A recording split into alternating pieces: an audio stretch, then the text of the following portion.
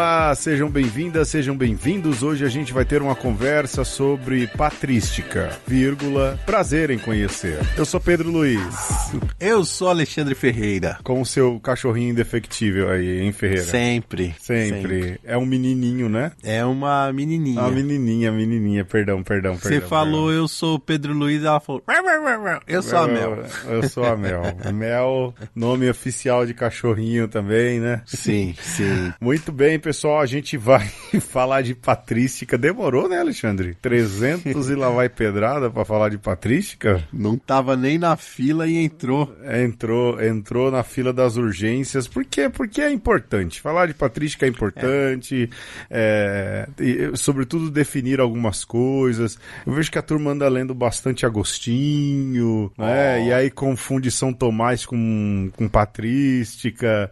Então é interessante falar daquele que é, sem dúvida, o período mais criativo da história da igreja. Pelo menos eu acho, Ferreira. Do ponto de vista teológico, sem dúvida. Mas não é só criativo no sentido de atirar para todo lado, mas é um período onde a especulação, no bom sentido, ela era permitida, né, Pedro? Porque hoje em dia, pelo amor de Deus... Hoje em dia não pode nada, né? Hoje em dia não pode especular, não pode ser criativo na teologia, às vezes na liturgia também não. Daí, eu acho que vale a pena começar daí, né, Ferreira? Primeiro, a patrística é um período da igreja, né, que versa ali a produção teológica, o início da produção teológica da igreja do século II, né? A gente pode colocar do século I, né? Até eu, particularmente, vou até o século VII. Tem gente que gosta de esticar até o 10º. Você é de qual tipo, Ferreira? Dá não, né? Dá não. No sétimo, né? No máximo, aí século VIII estourando. Eu já acho que chega em Damasceno ali, já tá muito, entendeu? O meu crivo é Escoto e Origina. Até onde dá pra ir. O crivo é proximidade com Agostinho. É um bom crivo. O meu crivo é esse, proximidade com Agostinho. Mas, porque também se fica... Agostinho é século V, né? Então, assim, até você chegar na escolástica, é um bom tempo também, né? E aí, senão a gente vai chamar a Idade Média de Idade das Trevas, aí não dá certo. Não. Mas qual a sua opinião sobre a escolástica, Ferreira? A escolástica é coisa boa, Pedro. Só que não dá pra ficar só pensando que tudo é escolástica. Exato. A gente nem que terminou de falar de patrística, já tá querendo falar do período subsequente, né? Não dá. Mas o que é interessante, não é? Primeiro, fizemos uma definição de tempo, então, vamos aí, até o século VII, a proximidade com Agostinho, não é? Que é aí o grande cabeção, lembrando uma professora que a gente tinha, né? O grande cabeção da patrística, né? A maior cabeça do período patrístico, pelo menos pro Ocidente. Pro Ocidente, lá onde eu ensino é Agostinho e São Tomás, né? A galera, e Jacques Maritain depois, mais um pouquinho pra frente. Mas a gente, então, situa o período, não é? E é um período de muita criatividade, de muito diálogo, mas eu acho que a primeira coisa que a gente deveria lembrar, Alexandre, esses dias falando sobre Paulo aí no mês da Bíblia e tudo mais, é que a gente costuma pensar a igreja dentro das categorias de hoje, né? Da unidade eclesial que existe hoje. E lembrar que no período patrístico, né, mesmo no período de Paulo, na verdade, cada comunidade vivia a fé do seu jeito, né? Não existia ali não existia tanto uma uniformização, não é? Olha, você precisa rezar assim, você precisa rezar assado, mas ainda a gente precisa lembrar, e isso causou no curso de Paulo que eu dei, né? Que o cristianismo nada mais era do que um judaísmo reformado, né? Um judaísmo progressista, né? Então a gente desgarrado. Então, cada comunidade, quando a gente ouve aí carta de Paulo aos Coríntios, aos Tessalonicenses, né, aos Romanos, é porque cada comunidade dessa tinha uma diversidade, um jeito de viver a fé, um jeito de celebrar a fé, tinha em comum Jesus Cristo também, não é? E é nesse período de diversidade de comunidades que surge a patrística, né? Que a patrística se desenvolve, melhor dizendo, né? Sim, Exato. E esse nome, né, patrística, quer dizer que fala de um grupo específico dos chamados pais da igreja. E não tem como, né? A gente já pode pensar nesse patriarcado também, porque a patrística ela é contada por homens, né? Muito pouco se fala dessa produção intelectual feminina desse tempo. Porque é isso, é a herança do judaísmo. Você tinha as escolas de rabis, né, nesse mundo judaico. Esses rabis, alguns deles se convertem ao cristianismo e no cristianismo deixa de ser rabi, passa a ser o pai, o padre, porque assume essas funções eclesiásticas daquilo que hoje a gente chama de padre, né, o presbítero. Então, quem serão os mestres desse período aí do cristianismo? Bispos, presbíteros, alguns diáconos, porque passa por essa esfera também hierárquica, né? Então, é o povo tentando organizar essas comunidades, né, Pedro, que tinha lá a sua autonomia, sim, que vai dar respostas para essas comunidades. Sim. A gente, e é curioso, não é? Se você voltar uma casa no seu feed de podcasts, você vai ouvir o começo de conversa, a carta de São Clemente aos Coríntios, e São Clemente é um papa, né? Pedro, Lino, Cleto, Clemente, era o quarto papa, né? Porque papa naquela época também era um atrás do outro, né? Você era eleito papa, você já tava com a corda no pescoço pra morrer, não tinha... Você não esquentava muito o banco, não. Não. Assumiu o posto de bispo de Roma, já era, né? E a carta do próprio Clemente Romano, ele tem esse sentido, não é? De confirmar na fé e tudo mais, mas de olhar ali questões muito pontuais da comunidade de Corinto, que já era uma comunidade problemática desde o tempo de Paulo, também tem isso, não é? Porque era uma cidade portuária, a gente já falou, mas é muito interessante que esses textos iniciais aí do período patrístico, e eu acho que vale a pena a gente falar aí de uma classificação até, né, Ferreira? De que esses primeiros padres, Clemente sim, né? Que eram os primeiros padres que são chamados padres apostólicos, que particularmente eu acho assim, é muito doido você ler carta dos padres apostólicos. Por quê? Porque foi a galera que teve o primeiro contato e que escreve, que teve contato com os apóstolos, né, Ferreira? Verdade. Ou seja, são os escritos teológicos, pastorais, que na verdade são permeados pelos ensinamentos daquela galera que conviveu de perto com Jesus Cristo. Porque muita gente ali depois já não conviveu, né? São Policarpo de Esmirna, dizem que era bispo, que é bispo de Esmirna, era na verdade um discípulo de São João Evangelista, não é? Não conheceu Jesus, mas escreve, não é? São Clemente, ou seja, uma série de outros aí. É muito legal você ver essa história começar a se desenvolver e mais ainda, né, Ferreira, perceber ali, nesse momento, a tentativa de resolver querelas de comunidades, não é? Sim. Eu lembro, Pedro, que eu fiquei emocionado quando comecei a ter contato com esses textos, porque dá esse gostinho de que o Espírito Santo nunca deixou de agir na igreja. Sim. Então, essa ideia da continuidade, de que os apóstolos também testemunharam o Cristo, dando sua vida, morrendo, né, sendo martirizados, e outros pegaram o bastão e levaram à frente. E então tem esse frescor do pensamento, da doutrina, da própria mística. Então, essa parte da patrística chamada padres apostólicos, que aí entra outros textos também que não tem essa nomenclatura, né? Não tem ali o Clemente, né? O Policarpo, mas tem o pastor de Hermas, sim, tem a Didaqué, sim, que não tem uma autoria assim, sim, bem determinada, tem esse gosto de olha a igreja se formando aí, olha como é que as coisas já estão se depurando. Não, isso é muito bacana mesmo, assim. Eu acho que esse período, né, das cartas, dos escritos dos padres apostólicos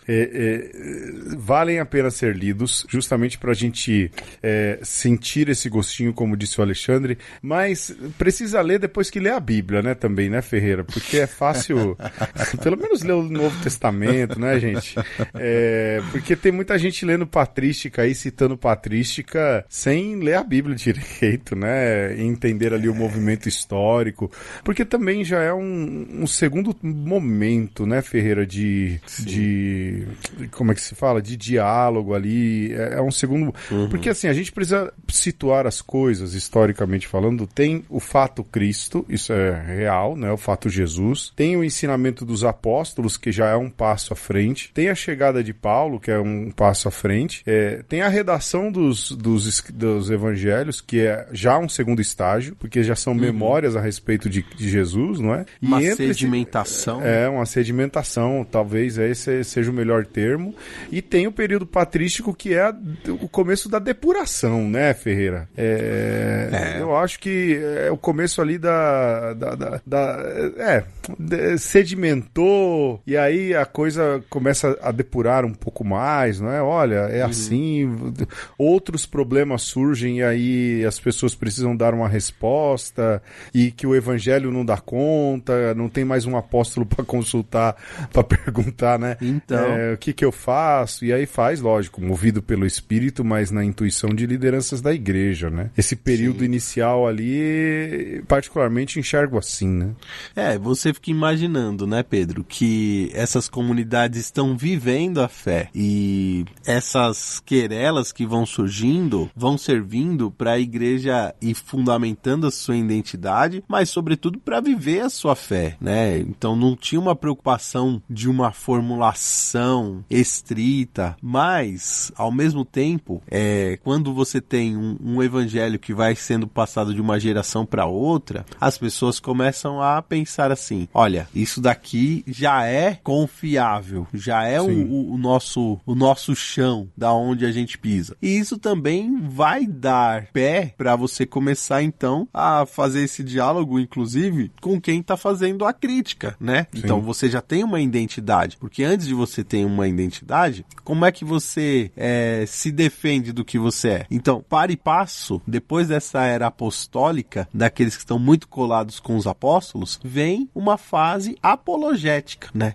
Que é esse cristianismo que está se descolando do judaísmo, está encontrando um mundo helenizado sobre os domínios do Império Romano, e essa galera politeísta, né, sincrética e curiosa com o cristianismo, tá pedindo respostas. Então, essa, digamos, terceira onda aí, depois dos apóstolos, aí vem a primeira fase patrística dos padres apostólicos, você tem essa galera, que eu acho formidável também, que para mim interessa muito, que é quando a filosofia começa a adentrar na teologia e no discurso cristão, que é essa fase apologética, né?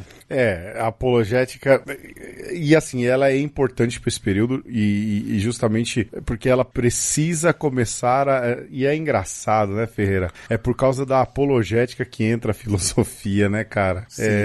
Porque assim, hoje a galera anda numa pira de apologética, né? Tem curso de teologia que tem disciplina de apologética, e não é a apologética do período patrístico, né? A apologética desse tempo agora, né? Dessa época. É o problema. Então, esse é que é o problema, não é? Mas a apologética desse período, ela é de fato, e ela é densa, né, Ferreira? Justamente pela entrada da filosofia, ela é super densa, né? Os padres apologetas. Pô, eu coloquei aqui os gregos, latinos, mas eu esqueci da fase dos apologetas, hein, Ferreira? Mas eu não ia deixar você esquecer. Porque, Pedro, assim, do ponto de vista da filosofia, e para mim isso é uma forma de ver também a patrística, né? Um pouco para além da teologia. O que você tem, né? A gente oferece assim o curso lá na história da filosofia. Você tem uma primeira fase da filosofia. Aí, no século I antes de Cristo e no segundo século depois de Cristo, a filosofia, ela tá fazendo sínteses, né? Então, a filosofia romana, a filosofia estoica, Foca, abraço Foca Henrique Amarino, ela é uma filosofia de síntese de um mundo plural.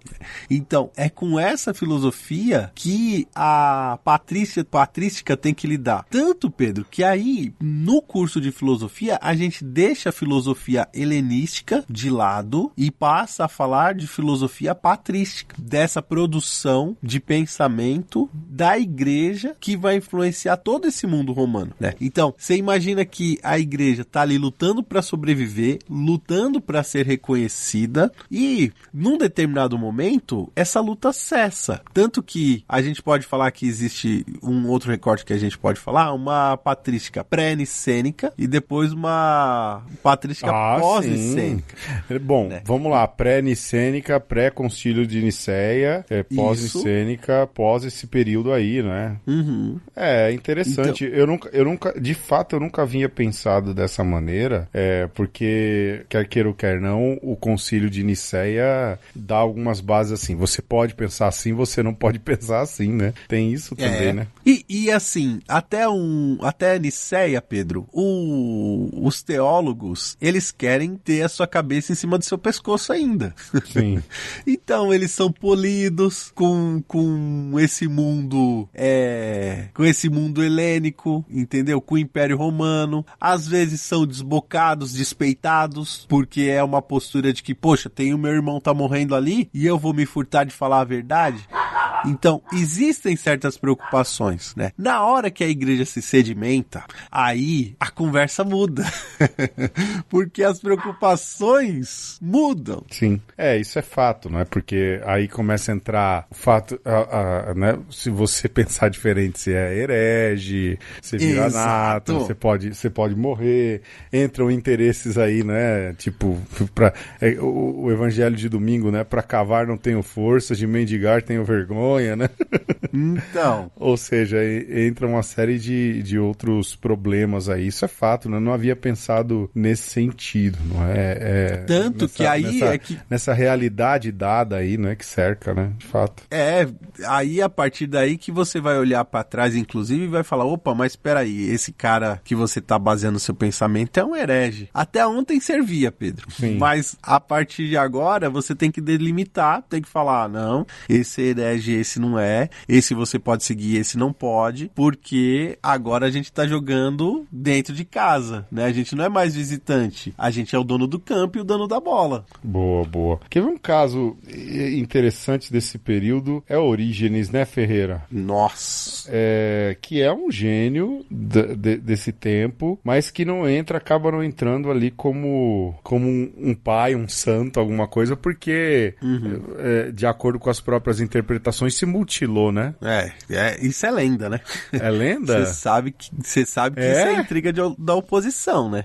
Eu não sabia não. Isso aí pra mim era um ponto pacífico. Não, eu ouvi de nossa professora de patrística que estudiosos sérios questionam essa afirmação. Anedota de que não tem base, né? A não ser depois os detratores tentando queimar o filme. E por que do Orígenes? Por que Orígenes não é santo? Porque, Pedro, tem um pensamento dele chamado apocatástasis, que basicamente é todas as almas intelectuais, né, com o intelecto serão redimidas por Deus, porque se ele condenasse, inclusive os demônios, ao fogo eterno, isso seria contraditório na sua obra de criação. Isso foi tido como heresia.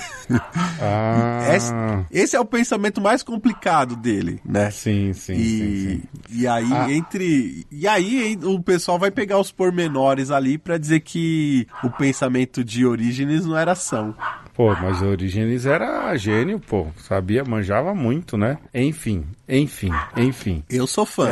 Eu sou fã. Não, esses dias eu usei uma interpretação de Orígenes do Bom Samaritano, pô. Coisa fina. Tá aí, cara, né, Ferreira?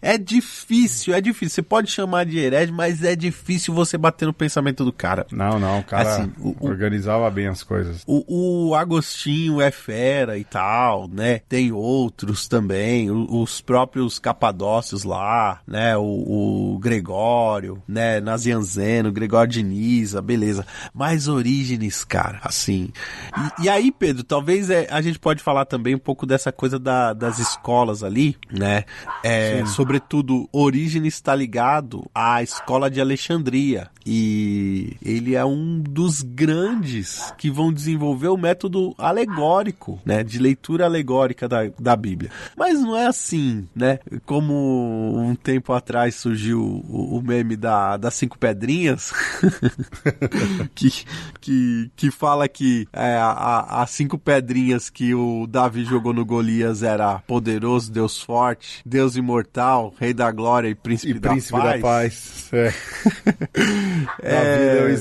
Davi leu Isaías, né? Então, pra dizer, né, que se você junta lá com Cré e diz que isso é método alegórico, não. O método alegórico alexandrino era algo rigoroso, de você olhar aquilo que está na Bíblia como um simbolismo, mas um simbolismo consistente, né? Como, por exemplo, aquilo que Paulo faz, né, de falar que a igreja é a esposa de Cristo. Isso é uma alegoria. Sim, né? sim. Mas isso ele tira muita coisa. O Orígenes, na leitura do Bom Samaritano, ele começa retomando uma leitura alegórica que corria ali no início do cristianismo, né?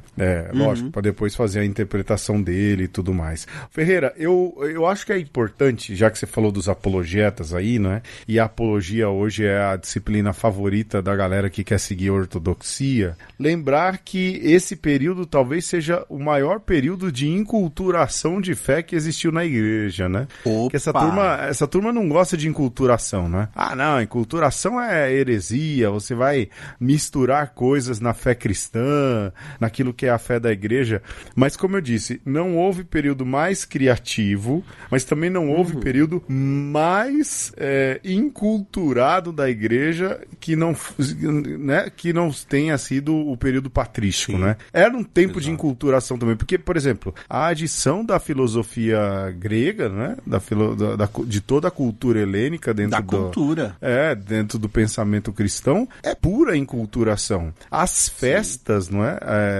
Essas festas que depois vão sendo definidas, Natal, vai lá ouvir nosso programa de Natal lá no começo, né? Natal, essas outras festas aí, nada mais são do que um grande movimento de inculturação, de apropriação cultural de outras realidades culturais que existiam e que cercavam os cristãos naquele tempo, né, Ferreira? Sim, e aí, Pedro, pensar que a apologética, ela não era só uma questão de defesa da fé, era a defesa do que era bom, né? Então, por exemplo, Basílio de Cesareia, que o pessoal gosta de falar aí, por exemplo, de São Bento, pai do monarquismo, não é, tá? Ele é bem tardio, o monarquio é bem anterior. Sim. Né? Se você quer achar um pai para a vida contemplativa, inclusive do Ocidente, é melhor ficar com Basílio, inclusive. Sim. E Basílio falava que para a educação, Pedro, inclusive educação dos pequenos, os mitos, né, as lendas, as histórias dos deuses, seja eles gregos, sejam romanos, tinha coisa muito boa, né? Se você lê a Metamorfose de Ovídio, isso que tá falando é Basílio, tá? Não sou eu, não. Você vai tirar coisas muito boas ali para o espírito humano. Então, erra quem pensa que apologia no tempo da patrística é você ficar se encastelando para falar, nossa, agora refutei tudo que tem de errado, né? Não. É o contrário também, é conseguir olhar para fora e dizer, uau, aqui também tem semente do verbo, aqui também tem coisa boa. De novo, uma coragem que hoje dificilmente seja colocada em prática, né? Sobretudo por quem ama o termo apologia, apologética, porque já virou uma outra coisa, não é? Mas um pouco pra gente caminhar aí pra musiquinha, Alexandre, eu acho que vale a pena sintetizar isso, né? É um período, a gente tá dando uma aula, né? É um período histórico, não é? E mais do que isso, o período de maior criatividade e enculturação que a igreja teve. E que, lógico, depois vai ser retomado, sobretudo naquilo que é o Concílio Vaticano II, a Nouvelle Théologie, não é? A nova teologia. Há um movimento de retomar aquilo que é a volta às origens. Quando alguém fala, então, assim, missa de sempre, quando alguém falar assim, precisamos voltar às origens e tudo mais, imagine que seja, né, esse período aí, não é? Porque esse é o período fervilhante da igreja, do ponto de vista teológico, de enculturação, de criatividade, de diálogo, e é assim que foi a origem da igreja. Vai depois, não é, Ferreira? E o Ferreira lembrou muito bem, vai depois se organizando por causa de Nicéia, onde a gente devia falar do Concílio de Nicéia, né, Ferreira? Eu não sei se a gente já falou também, mas podia falar no próximo, quem sabe, né? No próximo a gente já falou de algum concílio lá atrás, não lembro se de Nicéia. Vamos ver. A gente falou também com o Júlio Caprani também de Éfeso, foi? Foi, quando falou de Nossa Senhora, né? Mas que Nicéia tá fazendo aniversário, né? Que foi em 325, tá fazendo um aniversário aí, faz as contas aí depois, não é? Mas é a partir de Nicéia que de fato começa a haver uma padronização no pensamento teológico, que vai culminar esse movimento lá em Trento, alguns aninhos depois, na Contra-Reforma, mas sobre isso a gente fala depois. Ferreira, e a musiquinha, Ferreira? Bota ninho nisso. Bota ninho, bota seclinhos. Pedro, eu fiz uma musiquinha aqui a partir do pensamento de Orígenes. Olha aí, tá vendo só?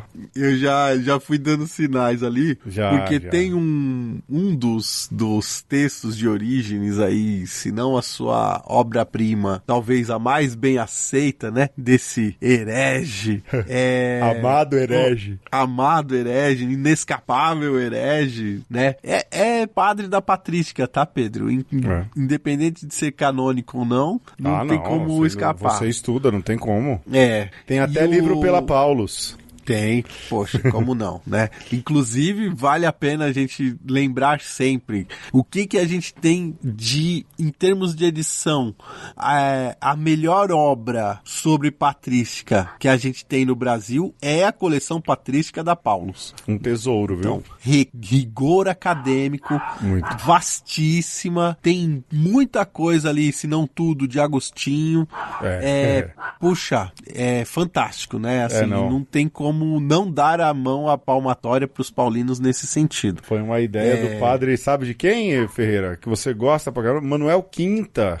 Lembra? Foi iniciativa do Manuel Quinta. Abraço, Manuel Quinta. Um queridão, né? Um queridão. Nossa, um querido. Uma simplicidade de gosto, pessoa. Viu? Gosto. O padre Manuel Quinta, um paulino assim, um paulino diocesano. Eu falava isso pros paulinos, mais diocesano dos paulinos, né? Mas vai, Ferreira, fala da musiquinha, Ferreira. Então, peguei lá, Pedro, a explicação de Orígenes sobre o Cântico dos Cânticos. Aí eu pedi pra inteligência artificial fazer alguma coisa com R&B, com a minha síntese da síntese de Orígenes sobre o poema erótico místico do Antigo Testamento. Olha, eu não ouvi ainda, Ferreira. Você mandou, mas ainda não tive tempo de ouvir. Vamos ouvir. Você dê aí a sua nota 10, certeza eu dou a minha e a gente volta daqui a pouco.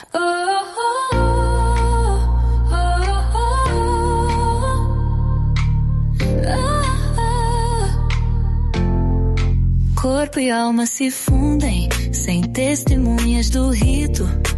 Nunca volta vazia a palavra, o que foi dito.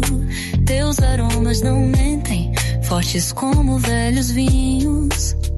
Eu me torno oferta de louvor, percorro novos caminhos. Já teu nome me traz calma, me traz luz. Arde minha alma, é prece, mas seduz. Pode o peito amanhecer em segredo. Noite adentro, sigo o rastro, não me perco. Toco tua ferida que se chama, chama. Toco teu corpo, pão que a vida clama. como se mais uma vez chovesse mana. Bebo silêncio, é osso, mas é mar. Verbo entrando pelo órgão da escuta. Te vejo ladino, esquivando da escolta. Teu beijo eles são, mas a mente não solta. Desvenda a escrita, me identifico. Pele vira altar, sou pobre, mas sou rico. Queimo, purifico, rezo, sacrifico. Sim, meu amado é meu e eu sou dele. Há uma paixão igual, já teu nome me impele. Corpo e alma se fundem, sem testemunhas do rito. Nunca volta vazia a palavra que foi dito. Teus aromas não mentem, fortes como velhos vinhos. Eu me torno oferta de louvor, percorro novos caminhos. Me ensina, amor, a escalar o Monte Santo. Desejo não é queda, me leva pro canto. Canta comigo, a entrega, o estudo. Pra mim és tudo, a espada, o escudo. Me chama de esposa, a luz do véu. Não é pecado se o que aspiro é o céu. Corre comigo, voa sem gravidade como lei. Minha carne seja trono pro eterno rei. No fim, nada diz tanto quanto um abraço. Quando me perdi, me levou no ombro, nos braços. Não peço herança, mas um olhar sem ofensa. Que me leia se na minha além da crença. Se houver queda, que seja de quem sobe. Se houver perda, no fim a gente descobre. Meu amado é para mim perfumado, e eu sempre serei para o meu amado. Corpo e alma se fundem, sem testemunhas do rito. Nunca volta vazia a palavra que foi dito. Teus aromas não mentem, fortes como velhos vinhos. Eu me torno oferta de louvor, percorro novos caminhos.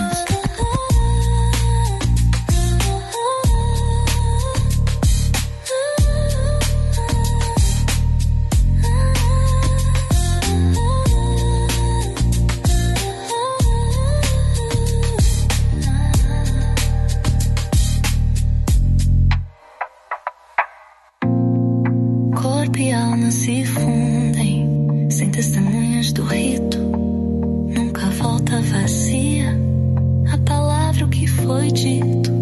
Teus aromas não mentem, fortes como velhos vinhos. Eu me torno oferta de louvor, percorro novos caminhos. E nesse episódio nós estamos falando de patrística, né? Desse conjunto de escritos que fundamentalmente a gente define a patrística por aquilo que chegou para nós, né? O conjunto de escritos teológicos dos pais fundadores da igreja, né? Já falamos aí de como é que começa isso, a gente está falando muito apaixonadamente, né, Pedro, daquilo que nos toca quando a gente fala de patrística, e tá tentando fazer, inclusive, essa ponte com a contemporaneidade, como esse pensamento ainda é relevante para os dias de hoje. Sim. Olha, Ferreira, eu acho que ainda dentro desse clima de aulinha, não é?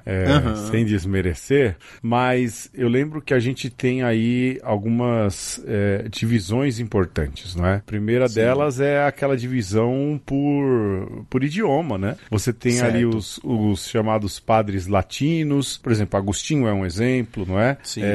São Jerônimo, Santo Ambrósio, São Gregório Magno, são exemplos aí daqueles que trabalham na língua latina e desenvolvem ali toda uma linha de pensamento, não é? Baseado na língua latina, não é? Mas a gente também tem os chamados padres gregos, não é? Essa é uma outra divisão. Quem é que tá nessa lista aí? Orígenes, tá? Nos gregos. E tem grego nessa história, né, Ferreira? Tem grego nessa história. São Clemente, de Alexandria, não é? E mais ainda, né? O famoso Boca de Ouro, que é São João Crisóstomo, né? E tem aí a galera dos Capadócios, né? Isso só me lembra, Ferreira, isso só me lembra aulas de Irmã Maria Freire, né? Tem Basílio, Virgílio. Fantástica. Exato, tem os Gregórios, né? Nazianzeno, Gregório de Nissa, que é a galera que fez muita reflexão a respeito da Trindade, mas tem o rei da porradaria, que é Atanásio de Alexandria, né? O cara que gosta da treta. O cara que gosta da treta, que sai na mão, que briga e tudo mais, não é? Tirando essas, né, Ferreira? A gente falava aí no intervalo, tem outras escolas que são relegadas, né, Ferreira? Sim, lembrando, né, Pedro, que, por exemplo, no mundo latino, você tem, né, pensadores que estão muito colados com as questões pastorais, né? Então, esse é um legado que a igreja do Ocidente, que a gente poderia falar assim, ligada a esse mundo que fala o latim, tá preocupado, né? Sim. Então, se você pensa em Jerônimo, tá traduzindo a Bíblia para o latim, porque as pessoas precisam ler a Bíblia. Olha só que novidade, hein? Precisamos ler a Bíblia. Pois é. Não é? Se você pensa em Ambrósio, além de um grande pregador, um grande liturgista, um catequista, Pedro. Assim, e toda a liturgia ambrosiana é uma liturgia catequética, né? Que tá lá no norte da Itália. O rito ambrosiano, inclusive, persiste, né, Ferreira? Sim. Né? Na Sardenha ali, não é? Não, em Milão, pô. O rito ambrosiano é em Milão. Eu tô lembrando de Sardenha aqui, que eu tô lembrando do padre Ubaldo, não é? Que rezava no rito ambrosiano. E ele é da região da Sardenha. Sim. Mas, Pedro, é bom que se diga que o rito ambrosiano, ele aceitou os pitacos do Concílio Vaticano II, viu? Não é porque é um tesouro litúrgico antigo que deixou de se rever também, viu? Sem dúvidas. Por outro lado, a patrística grega, ela tem esse requinte de crueldade da filosofia. Então, não é que serve pra muita coisa, né? É uma patrística mais inútil, nesse sentido de que não flerta tanto com a prática. Claro que vai ter questões práticas, impacto na doutrina, mas é sempre bom a gente lembrar disso. A patrística latina é mais mão na massa. A patrística grega é mais reflexiva, contemplativa, né? E aí a gente pode problematizar, Pedro, uma coisa também, né? Que a gente não pode deixar de fazer isso aqui, que, por exemplo, você fala assim, patrística latina, só que você cita Agostinho, é latim, mas é africano, certo? Exatamente. Porque Hipona fica na África. Exato. Outro importante. Latino africano que a gente não pode deixar de citar aqui, Tertuliano, que era de Cartago. Exato. Aliás, Alexandre, tem uma obra da editora, eu esqueço o nome daquela editora, rapaz. O Quão Africano é o Cristianismo. Eu esqueço o nome da editora. É bom o livro, hein? Porque, assim, não tem nada de inovador, é só um compilado dos grandes padres e de como são todos negões da África. Então. Negões mesmo. A capa, eles todos com a pele negra, né? O que provavelmente era muito real, né? Enfim. E aí, quando você pega a patrística grega, também não escapa. São negões também, viu? Porque Alexandria fica na onde? No Egito. No Egito, né? Então, quando a gente fala de Clemente, de Orígenes, né? De Cirilo, de Alexandria, a gente tá falando de homens que estão, sim, escrevendo e pensando em grego, porque é um mundo helenizado, mas tem um pé na África também. Lógico. Né? E isso faz a diferença, sim, certo? Não, e aí, eu acho que isso é importante.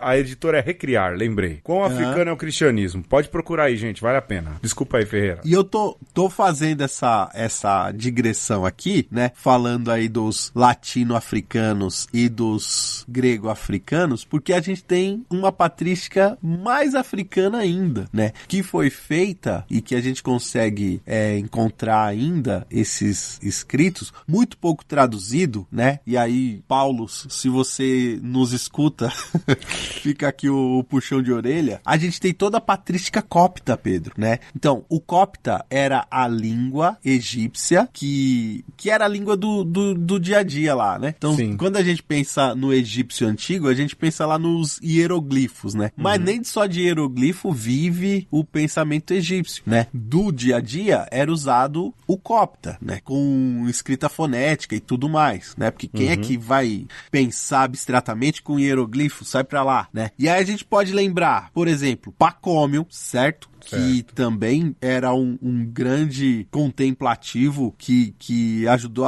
a fundar todo aquele movimento dos padres do deserto. O Antão também, né? Se você quer falar de ascetismo e você imagina, Pedro, toda aquela região desértica, né? Ali dos vales do Nilo, de toda aquela região ali que você vai ter os eremitas, vai ter uma produção belíssima, né? Que depois vai impactar também a mística, seja no Ocidente, seja no Oriente. Então, não vamos esquecer Antão, nem Pacômio, nem Macário e mais uma porrada, certo? Olha aí, tem coisa. Se desenrolar esse novelo, vem mais, hein, Ferreira? Vem mais. Vem mais. Que são esses movimentos que geralmente não é que não são estudados, mas é porque para os problemas teológicos que a patrística inventou, é sacanagem, né? Enfrentou, aqueles que saíram de fato foram os gregos e os latinos, não é? Não desmerecendo os coptas, os sírios, não é? Nada disso, mas é fato de que também é aquilo, né? Foram as opções, Nicéia tem muita culpa nisso, porque depois os coptas acabam caminhando para um outro lado também, não é? Por conta da questão das duas naturezas, ou seja, é muita treta, mil tretas, mil fitas aí, não é?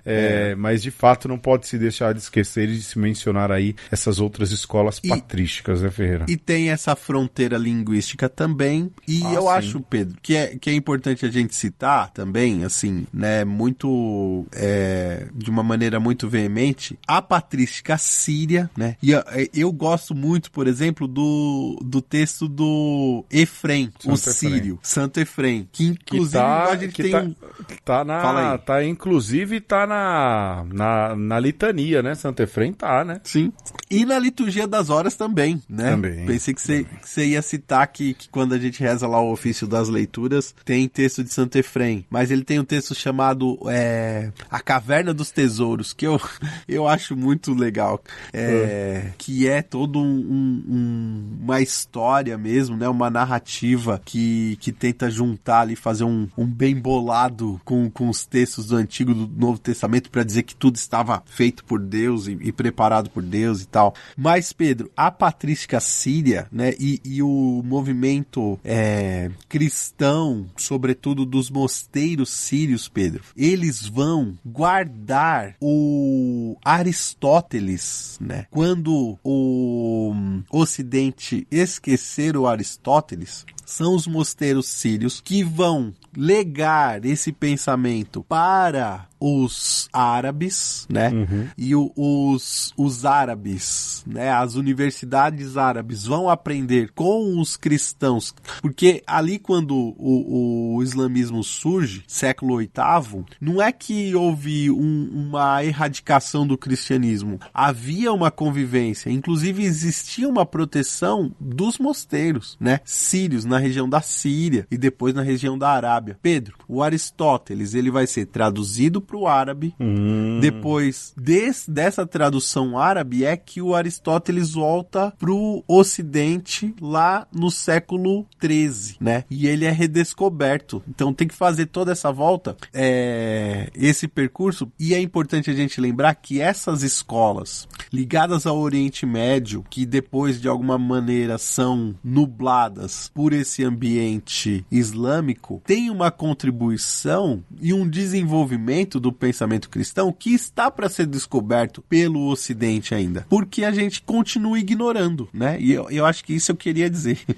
Não, eu acho que isso é importante, sobretudo, às vezes nos cursos de filosofia também, né? Se volta para trás e não se olha aí para filosofia oriental, né, Ferreira? Se esquece Sim. aí desses grandes produtores, parece que a coisa é só a escola helênica, não é? Então. Platão, Aristóteles Aristóteles, e aí vai-se pra frente. Por exemplo, na igreja cristã, há o batismo de Platão por parte de Agostinho e de Aristóteles por causa de Tomás, não é? Mas tinha muito mais gente trabalhando e fazendo isso em outras culturas, né? Esse multiculturalismo desse período é fabuloso, né? E assim, não dá pra você falar que Agostinho batizou Platão sem o pensamento neoplatônico, que estava discutindo filosofia com a escola de Alexandria. Não dá pra você falar que Tomás batizou Aristóteles sem esse percurso dos textos de Aristóteles via o mundo árabe, que consequentemente herdou Aristóteles da patrística siríaca, né? Então, quando você vai ler, né? Não é que eu leio também, mas é que lê mais que eu, hein? Mas quando você vai estudar, você fica percebendo essas coisas, né? De que na patrística síria, e eu queria poder ler sírio, não leio e ninguém traduz a patrística síria para eu ler, existe pensamento aristotélico cristão antes de Tomás. Olha, veja só. Eu acho que quanto à tradução, na hora que esgotar agora vai começar a incursão pelos gregos, penso eu. Quando terminar a incursão pelos gregos, começam os aí vem esses outros aí, pode deixar. Boa. Fica tranquilo. Fica tranquilo. Eu nem tô no editorial mais, mas eu tô dando meu pitaco. Enfim, Alexandre, eu acho que meio que caminhando pro final, né, nesse bate-papo aqui sobre esses fatos, essas pessoas, essas escolas da patrística, não tem como não falar da influência da patrística no período atual, né? O Alexandre já havia mencionado ali, no pré-concílio Vaticano II, houve um movimento bíblico que se falava da importância de colocar a Bíblia na mão do povo, e essa é uma intuição de Jerônimo, não é? Lá atrás, não à toa, a Vulgata é a tradução oficial dos textos bíblicos da Igreja Católica, não é? Em latim, porque é a língua oficial da Igreja, vamos assim dizer, mas também na própria liturgia, né, Ferreira? A oração eucarística 2, ela é a oração eucarística mais antiga, não é? Da Igreja, e ela é uma herança do período patrístico, não é? Sim. Eu desconheço, Pedro, bastante, assim, dessa influência da patrística no Concílio Vaticano II, né? Mas eu lembro dessa volta, né? Desse, ali no começo do século XX, essa sede mesmo de voltar aos padres do início do cristianismo para descobrir essas riquezas, né? Assim, então, me lembro que isso influencia nessa tradição ou nessa tradução da Bíblia, né? De falar de botar a Bíblia na mão do povo. Lembro desse estudo da liturgia. Então, porque assim, se a gente pensar em todo o movimento da nova teologia, da novela teologia, né? Que foi assim um pensamento que final do século XIX, começo do século XX, que gerou, o movimento litúrgico, o movimento bíblico, ou seja, esses movimentos que de certa forma trouxeram a pressão e culminaram no Concílio Vaticano II, não é? E todos eles olhavam para trás, olhavam para o período patrístico justamente como essa grande efervescência e buscavam, de certa forma, resgatar esse período, não é? Então, quando o Concílio Vaticano II se põe a trabalhar, nunca houve tanta citação do período patrístico, porque antes a igreja era um pouco autorreferencial, não é? Ela se referenciava aí a documentos do período da Idade Média, da Idade Moderna, não é? E não, o Vaticano II, ele resolve se referenciar com documentos ou com textos do período patrístico, né? É uma volta às origens de verdade, né? E aí, né, se você pensar de um olhar para a liturgia de maneira acurada, você tem de certa forma, uma restauração da liturgia, ou até mesmo uma consagração, né? Para dizer, olha que bonito, aquilo que a gente está rezando há 2000 anos, era assim lá no começo. Sim. E além desse olhar para a Bíblia e perceber o que já tinha sido proposto e estudado da Bíblia desde do começo do cristianismo, e inclusive isso é uma coisa que a escolástica faz muito bem, catalogar aquilo que foi estudado anteriormente, né? Porque não se tinha também essa pretensão de produzir uma coisa nova, mas se entendia que era alguma coisa que precisava ser catalogada para preservar. Um outro movimento importante, Pedro, que eu acho que a gente está sentindo agora os efeitos disso, desse olhar para a patrística, é na catequese, né? Sim. Quando a gente fala de uma catequese que precisa muito mais do que trazer definições para cobrar numa prova, para você poder receber o diploma que se chama sacramento, mas que tem que ser vivencial, tem que ser afetiva, tem que ser transformadora de vida, isso tá lá atrás, né? E era como foi feito no início da igreja e foi registrado pelos pais da igreja. Sim, sem dúvidas. Essa retomada do rito de iniciação cristã e tudo mais também é uma retomada desse período, ou seja, o quão rico é o Concílio Vaticano II no sentido de retomar aí, como eu disse, esse período criativo e rico da igreja, não é? E talvez seja o Espírito Santo dizendo que a igreja precisa novamente ter coragem, a mesma coragem do período patrístico, e ser criativa naquilo que diz respeito no diálogo do anúncio de Jesus Cristo a essas novas culturas, a esses novos tempos. É isso, né, Ferreira? Eu acho que deu para introduzir bem a patrística aí, né? Fomos longe demais. Fomos. Rendeu mais do que eu imaginava. Um dia falamos sobre a escolástica. Se não falamos de Nicéia, um dia a gente fala também. Não no próximo. Sim. Eu falei próximo, mas sei não. Você pensa aí no tema. Temos agora, Pedro, de também nós olharmos para o passado e vermos se já não falamos. Exato. Mas tem muita coisa que a gente pode falar. A gente pode falar, por exemplo, dos padres do deserto, que de certa forma se liga aqui a esse tema. Boa. A gente pode falar sobre a invisibilidade das mulheres, ou será que não? Não, tem, dá, hein? As beguinas, falar sobre as beguinas. As madres, né, da igreja. Tecla. Quem sabe? Exato. Olha aí, boa. Tem coisa boa aí. Vai pensando, Ferreira. O que a gente vai falar no próximo programa? Bom, espera aí o começo de conversa na próxima semana e você vai ter uma pista, não que você saberá. É isso, né, meu irmão? Sempre. E é isso. Obrigado por quem nos ouve sempre. Obrigado por estar conosco até aqui. Exato. Beijo. Um abraço e um aperto de mão. Ficou pra mim. Até a semana que vem. Espada, o escudo, me chama de esposa, a luz do véu. Não é pecado se o que aspiro é o céu. Corre comigo, voa sem gravidade como lei. Minha carne seja trono pro eterno rei. No fim, nada diz tanto quanto um abraço. Quando me perdi, me levou no ombro, nos braços. Não peço herança, mas um olhar sem ofensa. Que me leia na minha além da crença. Se houver queda, que seja de quem sobe. Se houver perda, no fim a gente descobre. Meu amado é para mim perfumado, e eu sempre serei para o meu amado. Corpo e alma se fundem, sem testemunhas do rito. Nunca volta vazia a palavra que foi dito. Teus aromas não mentem, fortes como velhos vinhos. Eu me torno oferta de louvor, percorro novos caminhos.